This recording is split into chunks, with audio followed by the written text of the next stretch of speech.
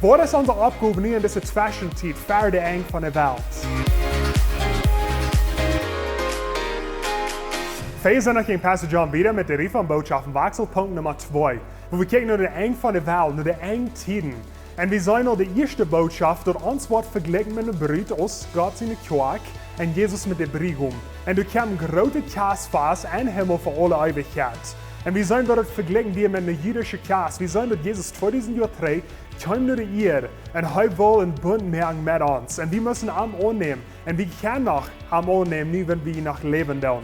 En Jezus betoelt den bruidprijs. En wenn hij starf op den Kreuz voor al onze zin.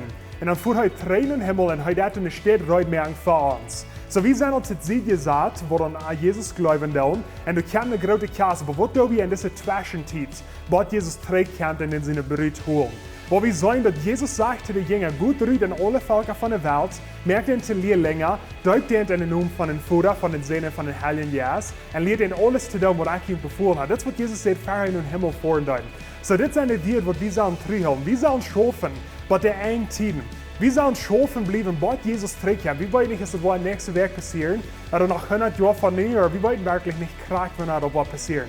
Aber wir weten, wir sind in einer engen Zeit. Wenn wir kijken down in Matthäus Kapitel 24, die Frau und Jesus. Was sind die Tiden von den engen Tiden? Und Jesus sagt, du wirst dort Hungersnot sein, du wirst Erdbeben sein, du wirst Krieg sein, du wirst Krankheiten rumgehen. Und wenn wir in unsere Welt rumkicken, dann wir sehen all diese verschiedenen Dinge. So wir wollen, wir sind in der letzten Zeit, wir wollen, was ein Jahr ist, oder ein Jahr, oder viel mehr. Aber Jesus hat uns eine Aufgabe gegeben, gut ruht und predigt das Evangelium.